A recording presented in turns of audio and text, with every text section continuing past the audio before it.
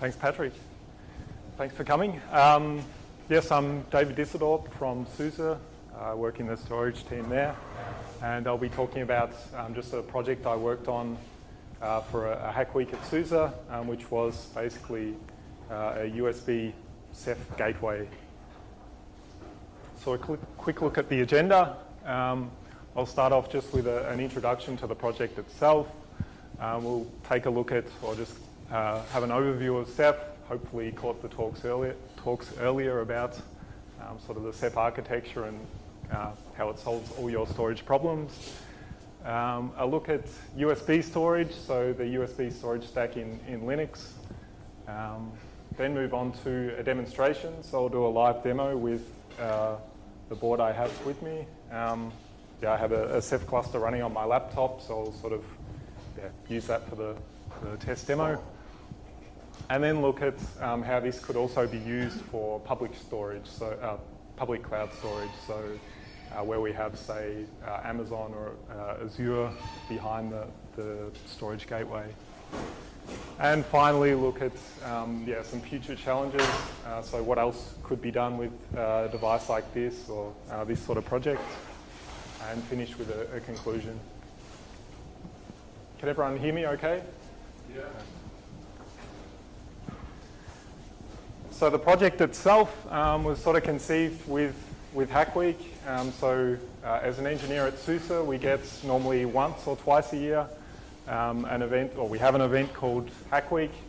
And within Hack Week, we can work on whatever we feel like working on. So it's really great time to sort of innovate within the company. We can work on something which we're sort of passionate about. So in my case, it was, I think, a year or so ago now, I had an ARM board, so a QB truck sort of gathering dust in the corner. Wanted to do something with it. I wanted to learn something new. And I work on storage normally, so I thought, I'll combine these things and create a USB storage gateway. So in this case, we have basically our USB host, so any stupid device with a USB port, which nowadays is pretty much everything. I can then connect this USB gateway to my device and basically access the Ceph cluster or the Ceph storage through USB. So the goals of the project, initially my main goal was just to get something usable. So I thought, okay, this could then be something at home. I could then potentially, say, run a Ceph cluster in my basement, then connect my stereo, my television, whatever else has a USB port, connect that and plumb it all into Ceph for storage. Another possibility would be booting from the Ceph cluster. So most laptops nowadays can boot from USB. So you plug in the gateway, you boot straight from the Ceph cluster or the cloud storage. Encryption on the device itself. So in cases where I don't trust the cloud storage, especially for public cloud where I have no trust that they're going to keep my data safe. So I want to do encryption on my side as close to the client as possible. I can then keep the keys on the gateway, carry that with me, and don't share anything with the public cloud or with the cloud. And finally, simple configuration. So something like this, I didn't want to need to SSH into the board itself every time I wanted to change the config there. So that was also a goal. So now I'll look at Ceph. Hopefully you caught the talks earlier. It's basically a project, an amazing project, which sort of provides the ability to aggregate, a pool of hardware or the storage across that hardware, and have a logical storage pool, which can then be carved up for block storage, for file system, for object storage. It's scalable. There's no sort of single point of failure. In this case, or for this project, I'm mostly just focused on the Rados block device interface for Ceph. So in this case, we have a block device image on the Ceph cluster, which is backed by individual objects on the Ceph object store or Rados at the back end. So the Ceph RBD feature or interface has some quite cool features. It offers, it's thin provision, so basically you're not consuming space within your Ceph cluster until you're writing to the image. Resizable, so you can grow and shrink your images there. You can also do things like snapshots and clones. And there's also support within the Linux kernel. So with Linux, you can basically map a Rados block device image. It appears as a local block device, and you could use that as you would any other disk. On the user space side, there's for QEMU integration, so you can run virtual machines with QEMU, and that's then backed by Rados block device images on the Ceph cluster. So now look at the hardware that I had for this USB gateway project. So I started with the top left there, which is a QB truck. That's so a dual-core Cortex 9.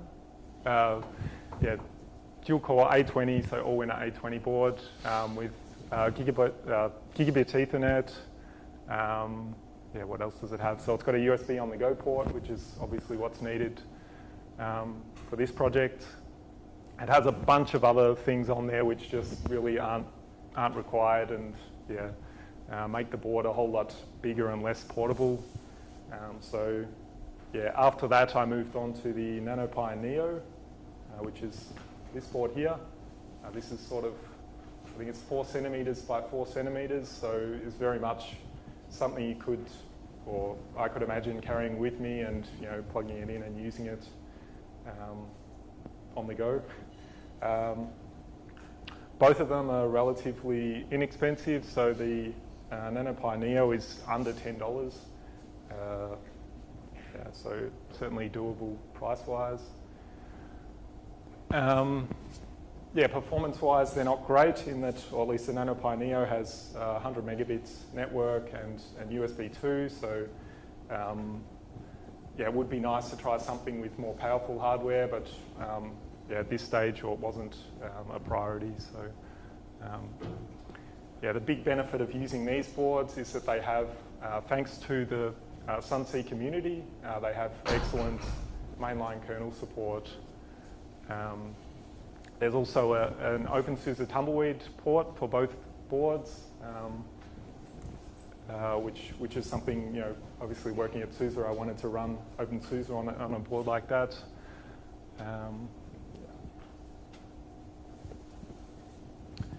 So USB storage, I won't go into huge detail. I'd recommend a talk by Christoph Opasiak. So he spoke yesterday on USB. It was a great talk, sort of going through the details of USB on Linux. This is just sort of listing what I used or what I needed to configure for this project. So USB is, or can be used as a SCSI transport, which is how I'm using it in this case. So the two options there, bulk-only transport and USB-attached SCSI.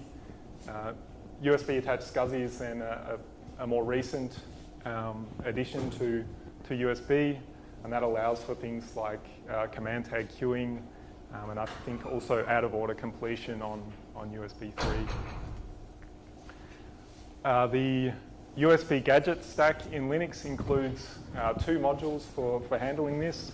So we have the mass storage KO, which is what I ended up using, but there's also FTCM, which sort of plumbs into the Linux kernel SCSI target. So that's basically a SCSI transport for USB in Linux. So the gateway itself, as you saw, all of the features are already there in Linux. I mean, we have the Rados block device kernel client. We have the USB gadget stack, which supports USB mass storage. There's really not that much to do. For encryption, there's de-encrypt. In the end, the project itself was, or is mostly just about configuring these different components and making it, relatively easy to do that. So here's sort of a look at how the board's configured, or how I've set up this gateway. So basically what we have is a board that then boots Linux once it's connected. And initially we boot into, or we expose a configuration file system via USB. So this is just a RAM disk where you can provide your Ceph credentials to access the Ceph cluster. You can specify which image you want exposed via the board. Lux key for de-encrypt. And once you're done with that, you can eject. So this is exposed as an ejectable logical unit. So once that is then ejected, we intercept that eject, or we detect it, and then basically process the user configuration. So basically, at that stage, we can remount that image and take the Ceph credentials and look at what needs to be exposed, and go ahead and do that and expose it via USB. So now on to the demo. So as I already said, I have my Ceph cluster running on my laptop. So it's just a very simple vstart cluster. Let me just bring up console.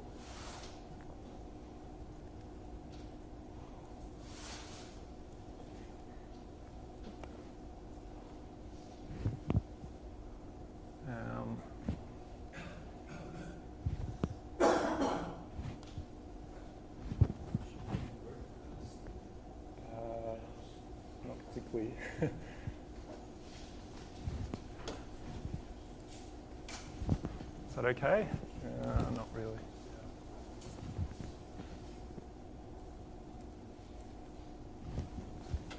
So there you can see I have my Ceph cluster running with 3 OSDs, 1 monitor. These are all just local processors on the laptop. And now what I'll do is go ahead and connect my gateway. So let's plug that in.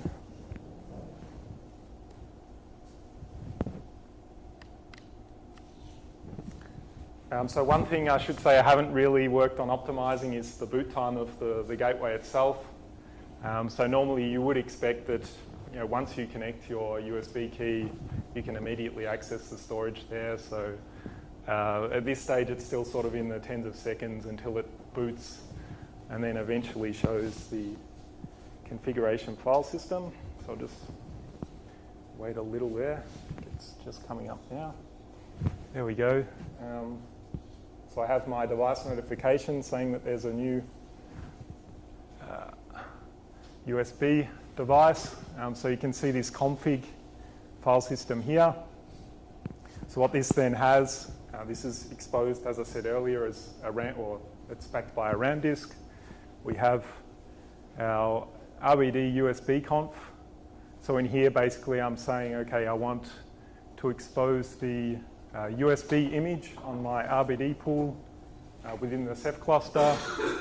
I have my Ceph user that I want to use there. Close that.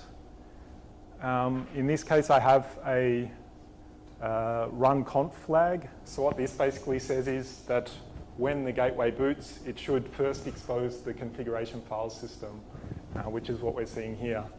So if I want it to boot immediately and expose Ceph, then what I can do is go ahead and delete that file. De-encrypt, so that's where we configure our de-encrypt Lux keys.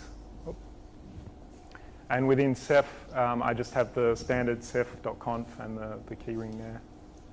So one thing I want to do is just copy the ceph.conf and keyring that I have for my Ceph cluster. I'll just do that from the command line. Good. So that back up.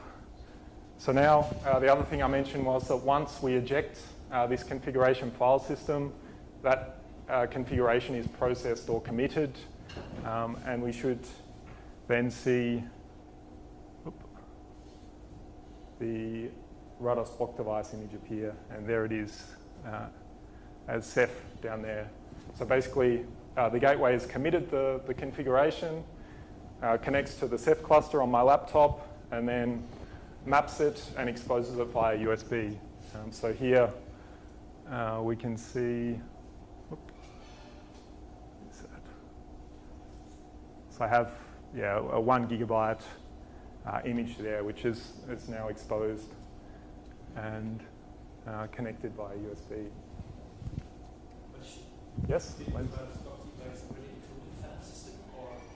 Yes, I did. So in this case, I have a FAT file system on the device. And I'll use, so the reason why I have it as FAT rather than EXT or XFS or ButterFS is because I now wanted to demonstrate a stupid device accessing the Ceph storage. So what I have here is just a stock Android mobile phone, which obviously has no knowledge of Ceph.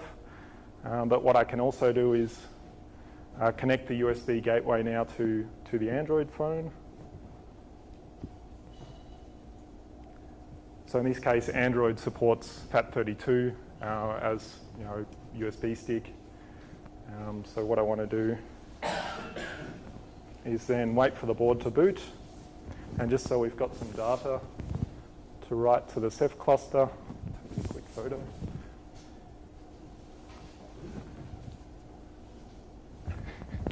Okay, and it should come up any time now.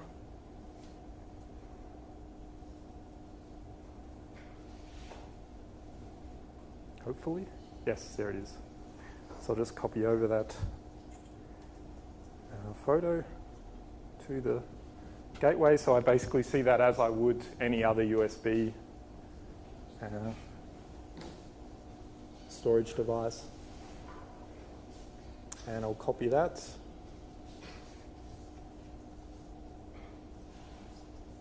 And now I can go ahead and eject it. Done, so that's ejected. I can power down the gateway now.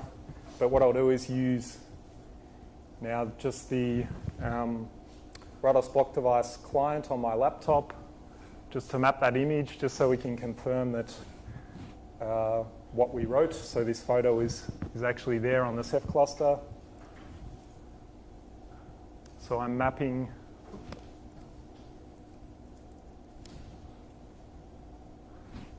I've mapped the USB image there. Just need to mount it as well. Good.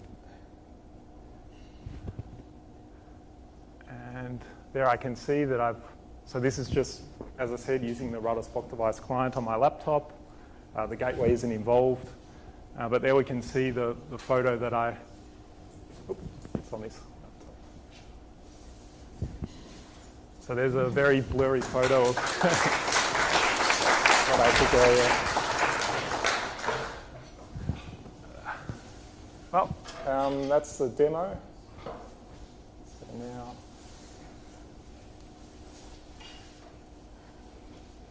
back on with the talk.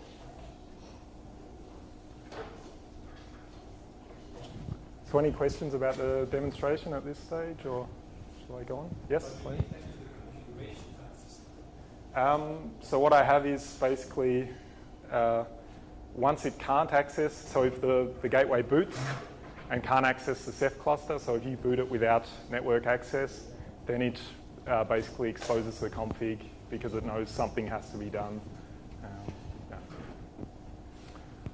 Okay. So next off, I also wanted to use the same thing for public cloud storage. So in this case, if I didn't have a Ceph cluster at home, yeah, I could then use, say, a public cloud storage provider like Azure or Amazon S3 and use exactly the same technology or components to yeah, have a gateway for that. With Microsoft Azure, there's basically a protocol or a RESTful protocol for accessing the virtual machine images in the Azure cloud. So I wrote, this was in a prior hack week, I wrote a client which speaks that protocol. So the idea was then to yeah, basically map between the SCSI requests coming in from the USB host into this Azure RESTful protocol for yeah, blob I/O. So with this, I use the LIO, so in-kernel SCSI target. With LIO, there's a user space backend, which is TCMU runner. I think that was added by Andy Grover from Red Hat, worked on that. So basically, with this backend, we have yeah, something running in user space, which then receives the SCSI request from the USB host. With that backend, I just map that to then a public cloud request, so an Azure block blob request, and that goes into the cloud. So this uses the Elasto Cloud client, which is the project I worked on for that. This is basically just a POSIX-like library for yeah, performing RESTful cloud I/O. As I said earlier, I have then the LIO backend, which handles mapping of the SCSI requests to the Elasto library calls. So it looks something like this for the public cloud case. Here we have the USB host on the left connected to the USB gateway.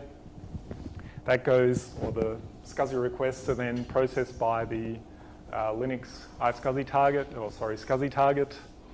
There's TCMU above or below that, basically as the user space backend. And finally, there's Elasto, which handles speaking with the Microsoft Azure cloud. Okay. Next up, testing. Yeah, so with this project, I didn't really want to, or at least initially I was testing everything on the hardware itself, which is a little fiddly when you're plugging in, pulling out cables all day. So I found later on there was this dummy HCD module within the Linux kernel. This is great for testing exactly something like this, where basically you can use that as a loopback in a single system. So in my case, I just had a VM with everything on there and used the USB loopback functionality to test it. So now on to future challenges. So in the hack week that I had, or the 1 week I had, I think yeah, I proved that it is perfectly possible to have something like this. I think it is a reasonable device or something which is usable potentially to others. But I think there are still yeah, plenty of things which could be done, or it could be improved in many different ways. Yeah, the first on the list I have is concurrent image access. So imagine where you have, say, if they cost under $10, then you could imagine maybe buying 10 of these and sort of exposing maybe the same image via these gateways. In that case, you would need a way to manage exposing a consistent image to all of those hosts or connected hosts. In that case, I think using something, so yeah, avoiding a clustered file system and using something like just snapshots where the first gateway to map sees or has write access to the parent, and then any subsequent connects just get a snapshot which was taken as the first host connected. I think that may be something which would yeah, make having concurrent access usable anyway.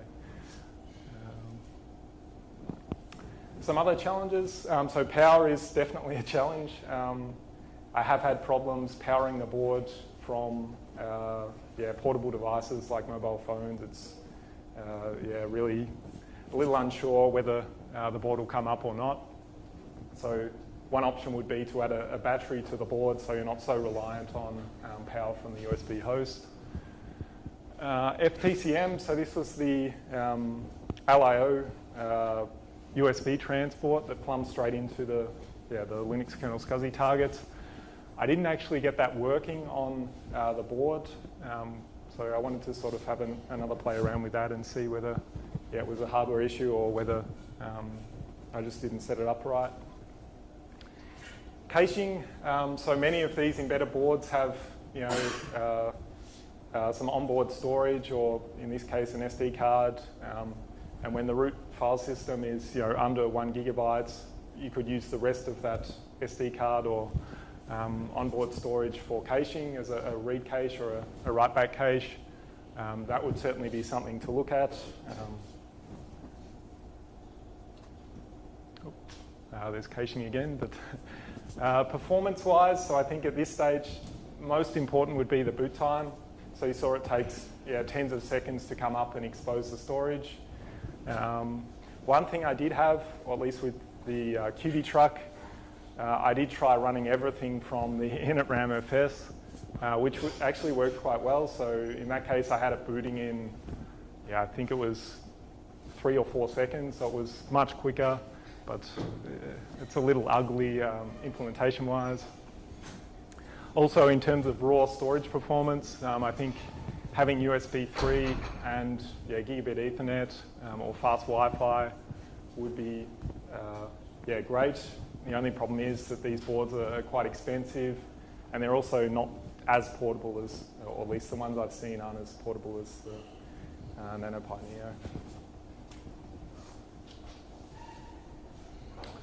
Neo. In conclusion, Ceph is fantastic. It solves all of your storage problems. I would just say recommend using it. Anyone that hasn't tried it out. In terms of utilizing Ceph from many devices or opening up Ceph to many more devices, I think something like a USB gateway is useful for that. I think it's a viable option for something like that. I think in particular, using encryption on the board itself is particularly beneficial for a public cloud or where it's backed by a public cloud. Cheap hardware, really under $10 that makes something like this or a project like this quite possible, quite viable. And having open source or Linux kernel mainline kernel support for something like this is hugely beneficial. But otherwise, looks like I'm a little early, but I guess I'd like to thank beforehand the upstream Sun-C community for kernel hacking and getting these boards working. They do really an amazing job. And also, Andreas Färber, Dirk Müller, and Alex Graf from SUSE, because they've also worked on the OpenSUSE Tumbleweed port for these boards. Otherwise, any questions? Yes? What bandwidth were you able to achieve on USB 2 with the OTG on the NanoPi? So the question was, what sort of bandwidth or performance could I get with USB 2? So I mostly did benchmarking on the QB truck board, which has a gigabit Ethernet port. In that case, it was bottlenecked by the USB 2 port, and I think it was sort of 10 to 15 megabytes per second throughput via USB to the Ceph cluster. In this case, my Ceph cluster is memory backed anyway, so the bandwidth, the bottleneck was very much the USB 2 port on the board. Other questions? Yes? Actually, continuation on that one. Do you get that kind of throughput when you are encrypting, or is the CPU limiting you at that point? I haven't done benchmarks with encryption yet. So the Allwinner chips include basically offload support for certain encryption types. It's not fully implemented on the H3 chip. So the A20, I think, was done. The H3 is still work in progress from the upstream Sun-C guys. But yeah, I think once that's done, it shouldn't be too much of a performance penalty. Another question, have you thought about, because we're doing most of the stuff at the kernel level anyways, actually moving from fully fledged distro to something like unikernel, which would shrink your boot up time significantly when you go from a gigabyte root system to a few megabytes of binary that you actually just put on. So the question was, have I considered using a much smaller Linux distribution? Yeah, I work for SUSE, so obviously playing with OpenSUSE is something I like doing. But that said, I could also, so I mentioned I had it running from initramfs on OpenSUSE. So I could also just build this initramfs and do everything from that. In that case, it was also like 15 megabytes with everything on there to run this project. So it certainly is possible to use minimal setup and run everything very quickly. Yes? Yeah, sure. How do you ensure consistency of the bug device? Because if you eject the device from USB too fast, you will not have time to sync the sensor. Yeah, well, so this is a problem with any USB storage, right? Normally, I think most hosts are configured to do synchronous I/O to the USB storage. You should always eject the device before you unplug. Same goes for any other USB key. So I don't think it differs too much in that regard from a regular USB key. I mean, the device is on the network, in fact.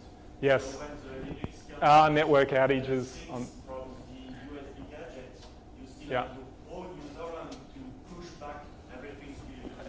But this is completely synchronous on the gateway side. So it's not buffering anything. So if you lose network access, then you won't get successful IOs on the USB side. So you mean sync, meaning the USB gadget asks your user to sync. You will just wait for the Ceph server to tell you, okay, it's committed. So any USB request won't be acknowledged as successful until it's basically reached the Ceph storage, and then Ceph obviously does its magic for replication at the back end. Once the gateway has a completion, then it will finally acknowledge to the USB host that the I/O is successfully complete. So it's really not doing much in that regard. There's no buffering on the gateway at this stage. One more question? How did you work out with the config? Initially, you showed that there is exported block Yes.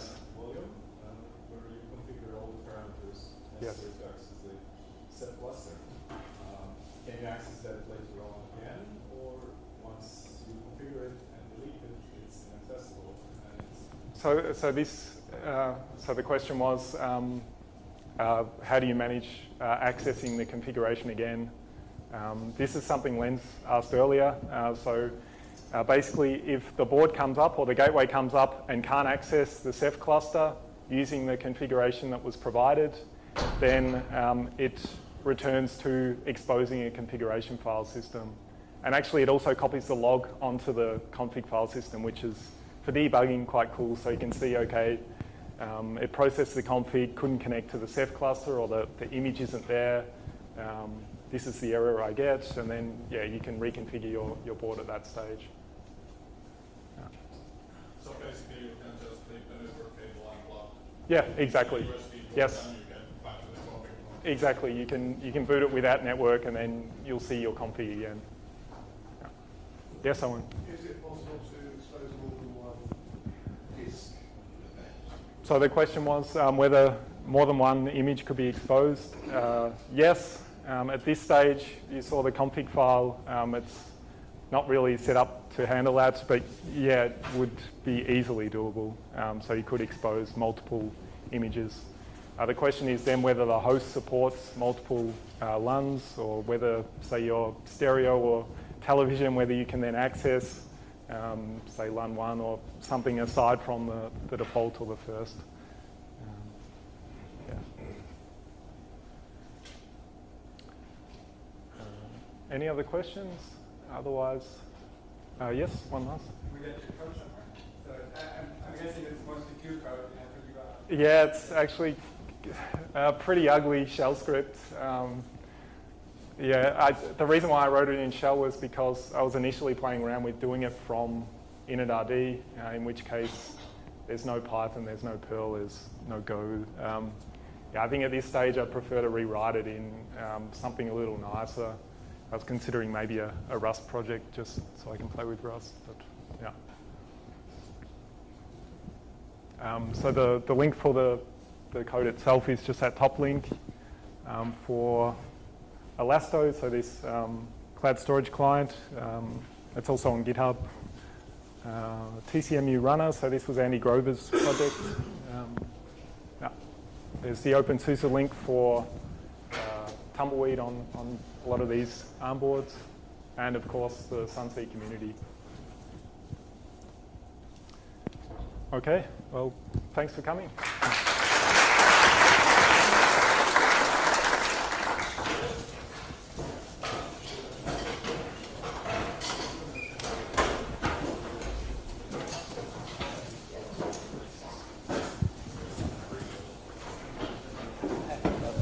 Thanks. Thanks. That's it, yeah. Thank you very much for that, lifesaver.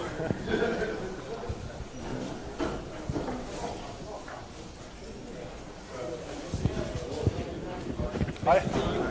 Basically, you could feel free to. Yes.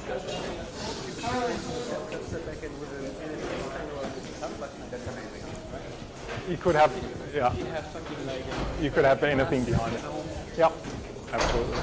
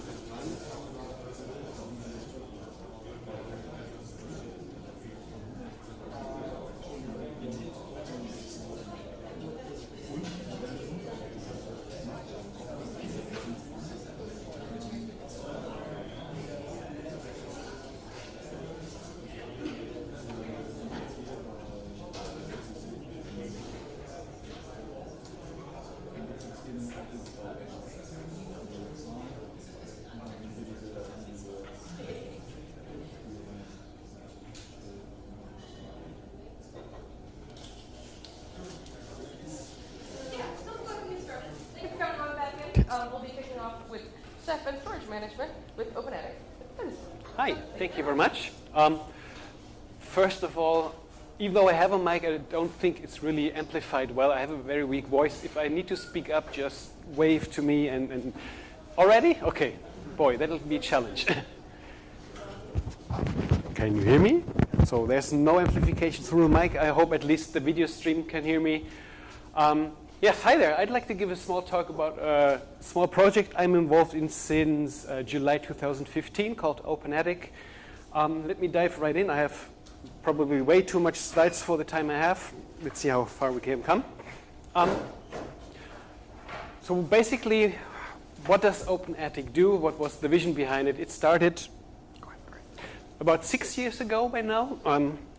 It started as so many other open source projects with somebody had to scratch his own itch because there was a problem that they needed a solution for, so they thought, well, we can do this by ourselves, let's go with it. In this case, the situation was that the company IT Novum, where OpenAttic evolved from, they were a spin-off of another company. We're doing data center operations for them, and they needed storage. So, as you probably are aware nowadays, storage exceeds the boundaries of hardware much faster than people can shove hard disks in.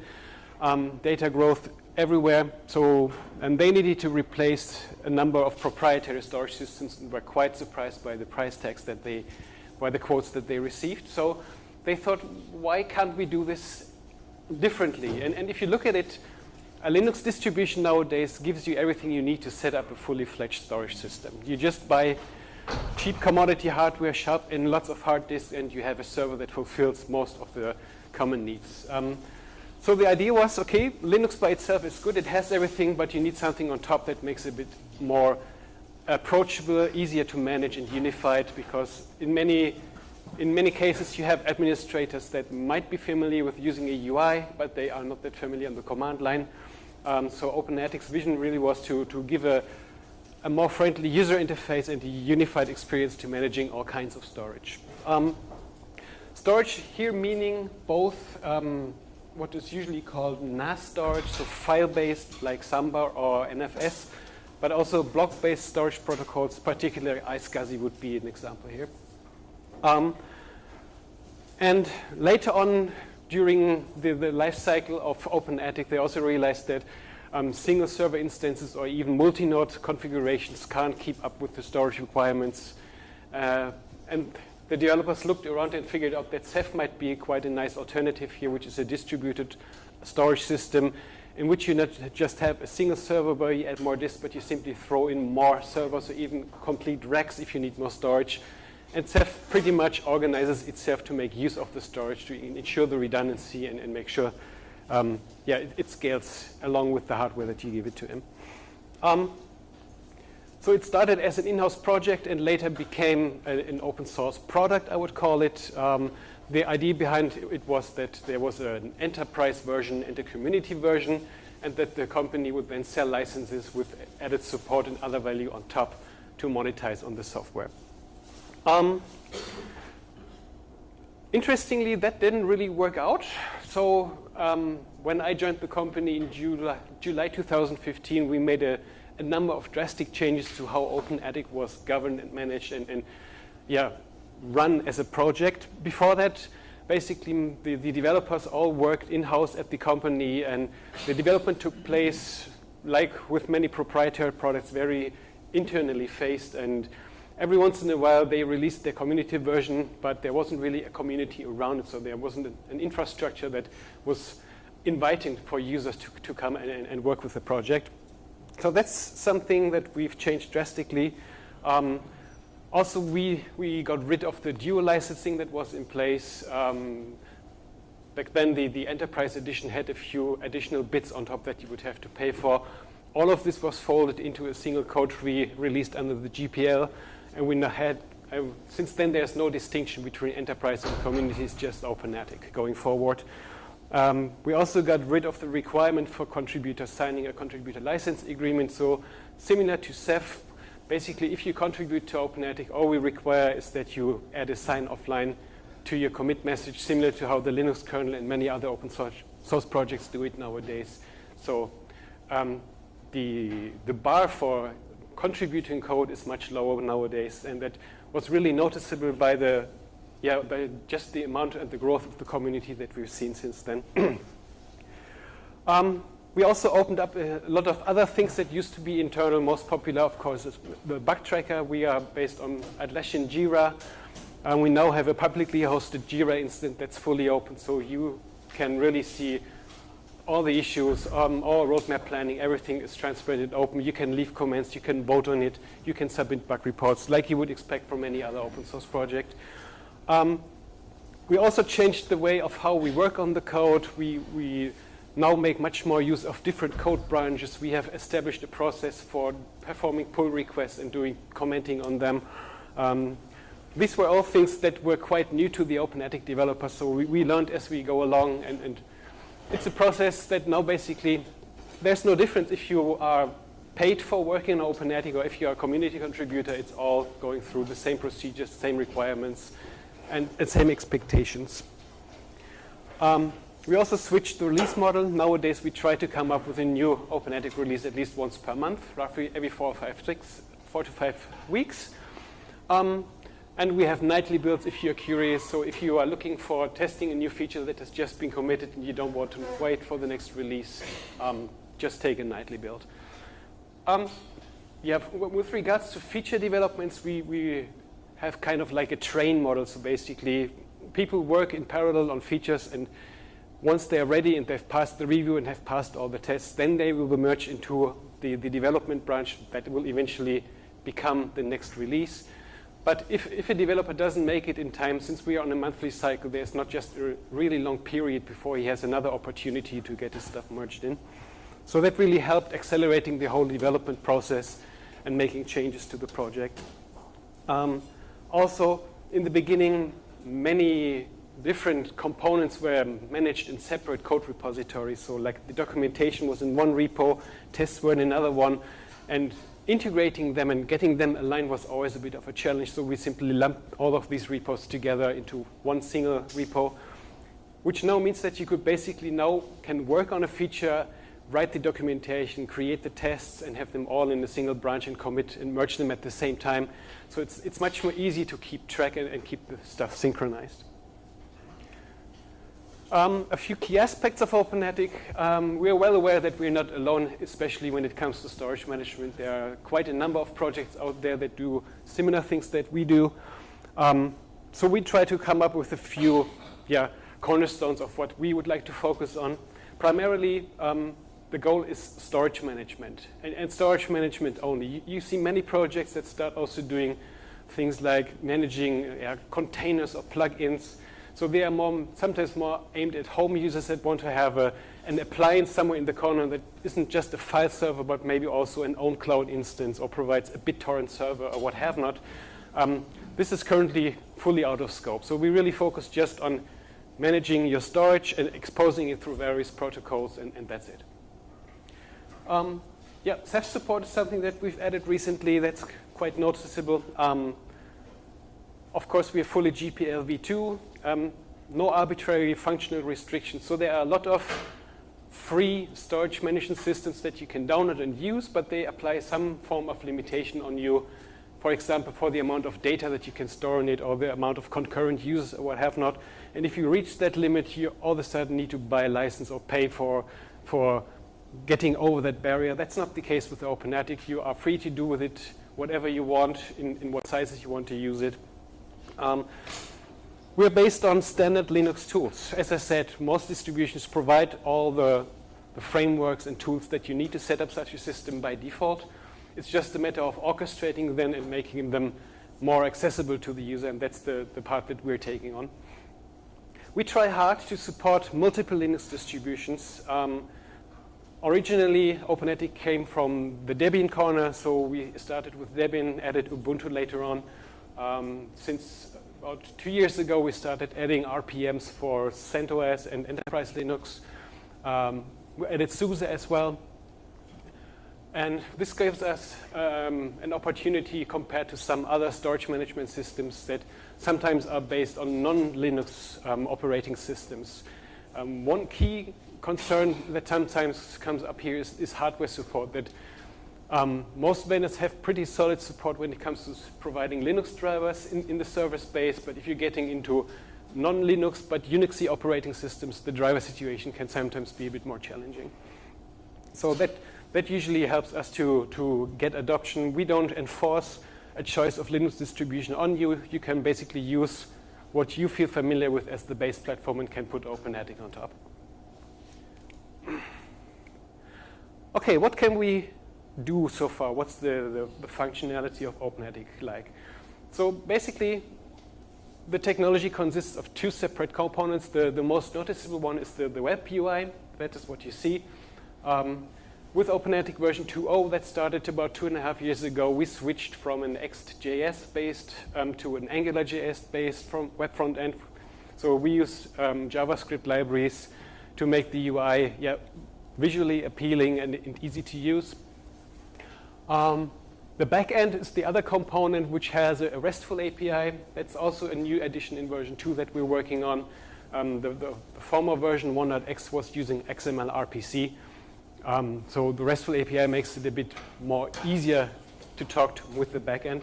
And the web and front end only uses the REST API. So everything that you can accomplish by the web interface can also be accomplished by calling REST API calls. And with regards to storage, we provide the usual suspects in its simplest form and where OpenATIC comes from, that you have group these hard disks with the logical volume manager LVM into a storage pool. We also support the ZFS file system or the ButterFS file system if you prefer. So you have a basic storage unit, which is the storage pool, and OpenATIC can then be used to carve out volumes out of that pool based on your requirements. We support a number of file systems. As I said, ZFS is one of the file systems we support, ButterFS for other use cases. So you can really choose how to configure your storage for the workload at hand that you want to serve. We are in the process of adding support for DRBD, the distributed replicated block device. So in a multi-node setup where you have, let's say, 2 OpenATIC instances, you can configure that a volume that you create on the one node will be replicated synchronously to the second node for redundancy purposes. The backend support has been in place for quite a while already, and we're now in the final stretch of finishing the UI parts of that as well. So that's a pull request that's really getting close to review now. We also do storage monitoring in the back end. So one of the things, of course, as I said, you can just use Linux and set up a share and create a small file server by yourself. But something that usually gets forgotten during that process is making sure that the storage is properly monitored. And then your users become your monitoring system because they will scream once their disk runs full. OpenATIC basically automates this process. So each time you create a new volume, we'll also reconfigure the monitoring framework in the background to make sure that it's being tracked and you see the utilization. And then, as I said, local storage is where OpenATIC comes from. With the addition of Ceph, we are now starting to make, we want to add functionality that makes it easy to manage the Ceph cluster to create new storage objects like block devices or new Ceph pools. Also start doing monitoring so you get an insight of how your Ceph cluster is doing. This is the functionality that we're now most actively working on at the moment. And this combined with the recent changes that I've just talked about with opening the project was something that SUSE got curious. And we had a development partnership with SUSE for the entire last year, basically. So we worked together with SUSE developers on advancing the Ceph functionality. And in November, SUSE agreed on acquiring the team and the project from IT Novum. We're now part of SUSE since then. But this doesn't really mean that we will now ditch support for all the other distributions. There are no intentions to change how the project is being run and governed. So components, as I said, we have on the one hand the back end. As you can see, we're using pretty boring technology here, bread and butter stuff. This is by intention because since we need to support multiple distributions, we need to figure out, okay, what's the common toolset that we can use. If you start making choices that are not available on any of the distributions, it will be difficult to support it over there. So the OpenATIC backend is written in Django. It's a Python application. Usually Django is used as an application server for, let's say web shops or something like that. But it turns out that the whole way how Django organizes data and how it's structured with Django models makes it a very suitable framework for something like a storage management system as well. And basically, Django is the abstraction layer, and underneath we are calling the regular Linux tools that an administrator will also use. So for example, if you create a new volume, we are calling VG create or LV create, MKFS, all the steps that you as an administrator would have to perform step by step to come to the same goal are automated by OpenATIC. For the monitoring, we currently are based on Nagios or Isinga and using PnP4 Nagios for the graphs, which we are storing in RRD files. I have a picture about that. When it comes to Ceph, the current functionality is using librados, so basically the common API that is used to talk with the Ceph cluster to obtain information or to issue administrative commands. And we're now in the process of doing more than just talking to an existing Ceph cluster. We would like to be able to also set up and configure and manage a cluster. And this is where Salt comes into place. Salt is a deployment and automation framework. And SUSE is also working on Ceph-specific management functionality based on Salt. That's a project called DeepSea. And there's a talk by Jan later on in this room at 3 p.m. if you want to learn more about it.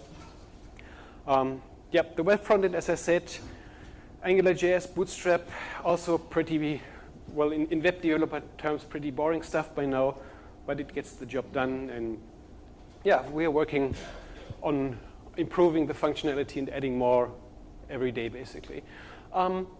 We also put a strong emphasis on testing. So each commit or each new functionality is supposed to be accompanied by a number of tests. We test on 3 different layers, basically. We have Python unit tests, where we use the Django unit test framework. The entire application is tested through a test suite that is named Gatling that we developed ourselves, in which it calls the REST API directly and automates the testing on that level. And we also have automated tests for the full web UI based on Protractor Jasmine, where you basically are remote controlling a web browser to simulate clicks on the UI and to check if the web UI gives you the expected results. That's the architecture from in a visual point of view. So you have the Django application in the middle. Some data is persisted in a Postgres database. If you want to set up a multi-node OpenATIC system, the only thing that it needs to be shared is the Postgres database. So if you have a second node, you connect them both to the same Postgres database, and then you can use one web UI of OpenATIC to manage your 2 nodes together. Since the Django application doesn't have root privileges, we have a separate process which is called the OpenATIC systemd, which should not be confused with Leonard Pettering's systemd. That's a coincidence. But this is a root process that communicates with the Django application through dbus and performs the actual shell commands that will get you to the required results, like creating a volume, creating a file system, setting up a share. And you can basically take a look at the command log of systemd to check all the commands that we're issuing to get the job done. With regards to communicating with the Ceph cluster, as I said, currently this is mostly based on librados, librd. This is a quick overview of how the monitoring takes place. Again, the systemd doesn't only configure the storage itself, but it also uses Jinja and creates Nagios configuration files based on templates, and then restarts Nagios to make sure that the new storage objects are being properly monitored. PnP4 Nagios stores this information in round-robin databases, and then we use the backend to take out that information to visualize it. Right now, this is used with RRD tool. which creates PNG graphs. For Ceph, we are also using RRD tool to export JSON data, and the rendering takes place on the web UI instead of just displaying static PNGs. This is how it looks like for Ceph. It's a bit more complicated here. Since we are using the Django application to talk to the Ceph cluster, and we have a Nagios plugin that sends its check queries through the Django application. But then again, it writes the data to RRD. We use the JSON export for the visualization. So what are we working on at the moment? What's cooking? Particularly, as I said, the DRBD stuff needs to get finished. This is something that we've been working on for quite a while. And one of the things we're currently missing is that we depend on the storage pools that we managed to be existing before. So if you want to use ZFS, you have to manually create the Z pool on the command line first before we can make use of it. Similar for LVM. Once you have that storage pool configured, you can tell OpenATIC to register it, and then creating the actual volumes on top of it can be done through the UI. But that's something, of course, that we would like to change. So that's work in progress. iSCSI fiber channel functionality needs to be expanded. There's quite a lot of things that we haven't looked at yet. We track all the things that are still open in the Jira. So we're not just tracking bugs there, but all the ideas that we have. And we try to group them into bigger stories to have useful chunks of work that somebody can take a look at. When it comes to Ceph, we just defined a few goals beforehand. We want to be able to both manage and monitor a Ceph cluster through the UI and give a tool that you as a Ceph administrator actually want to use. Right now, there are a few tools out there that give you sometimes a little bit of monitoring, sometimes a bit of management, but we try to come up with a solution that gives you a more rounded experience here. Especially considering that a Ceph cluster can become quite large with lots of objects, that we make it, or that we visualize it in a way that you're not getting overwhelmed and you only see the information that's really relevant for you at this point in time. Because, well, ideally, Ceph is supposed to be kind of managing itself and healing itself, but you still maybe want to know about what's going on in the background. And very importantly, you should still be able to use the command line tools to make changes to your cluster without OpenATIC getting confused by it. That's one of the big challenges that we had to face.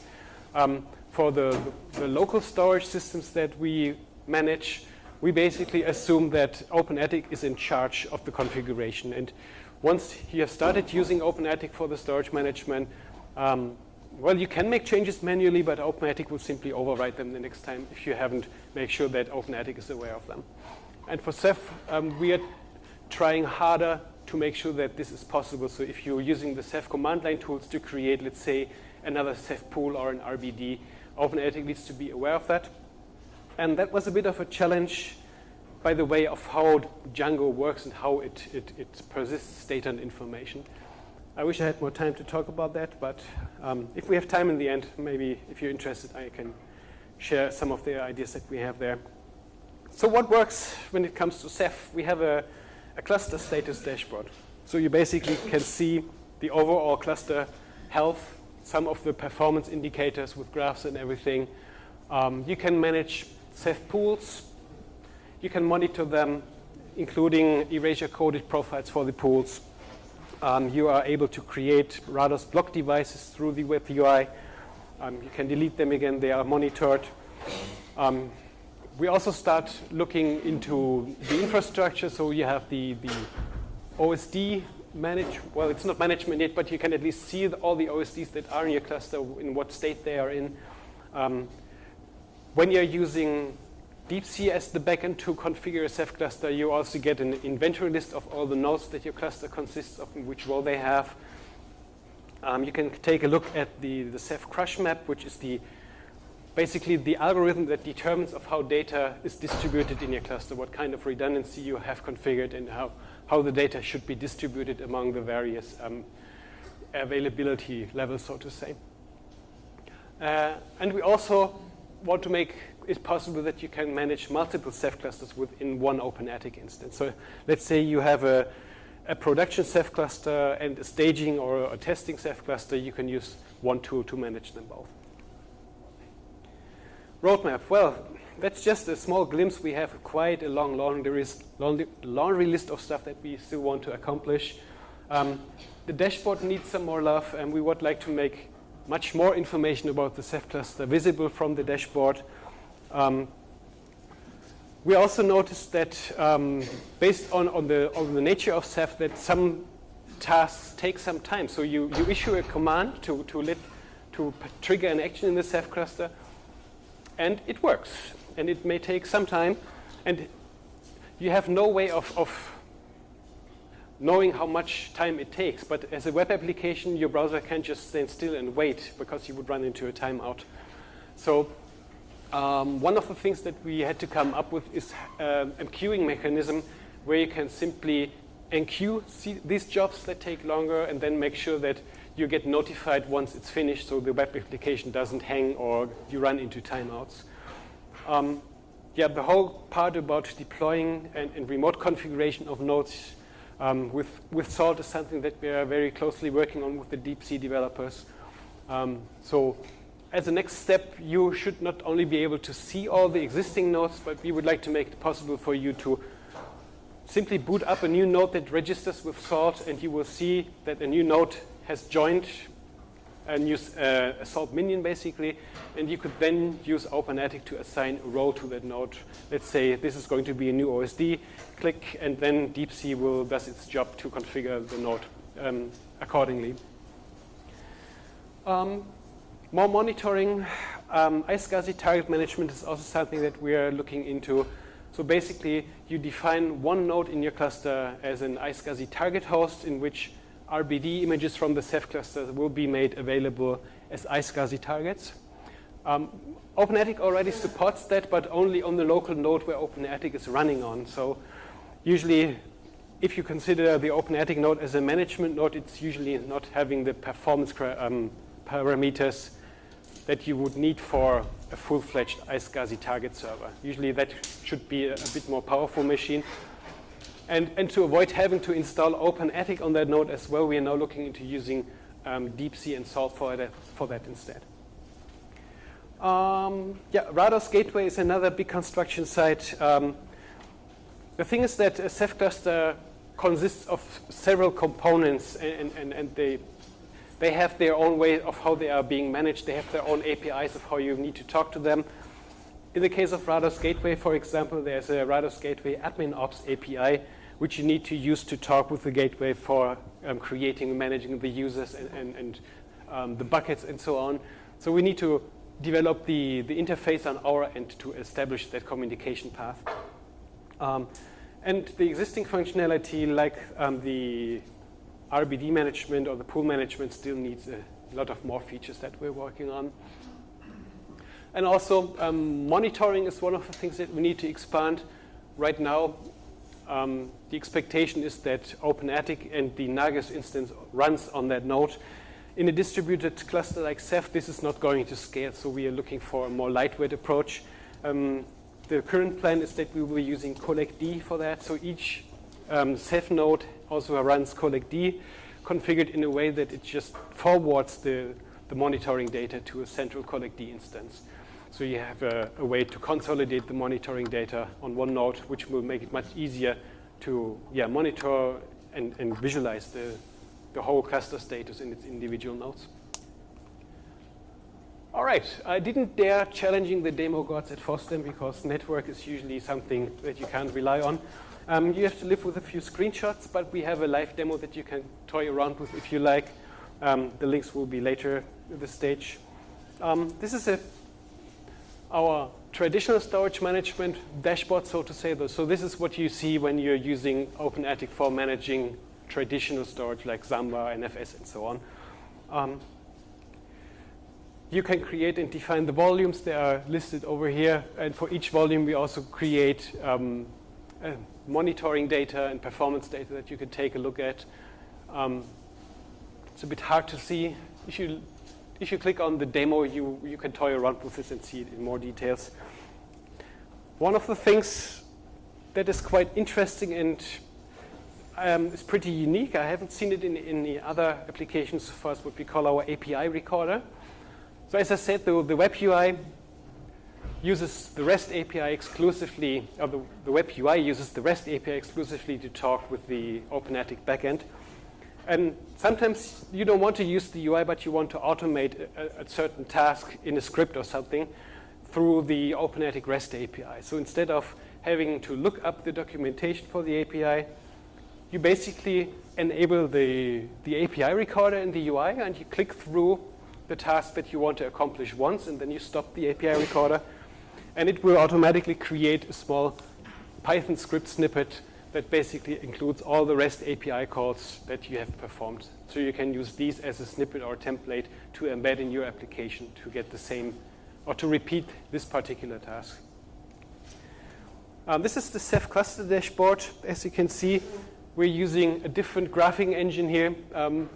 This way we are extracting the data from the round-robin database through JSON and then use JavaScript libraries to visualize it, which makes it much easier and much more dynamic to work with the data on the UI.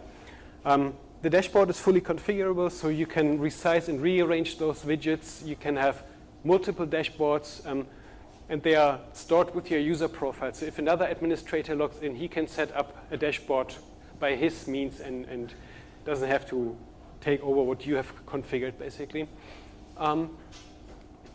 You can also mix UI elements from both the traditional side or the Ceph cluster side.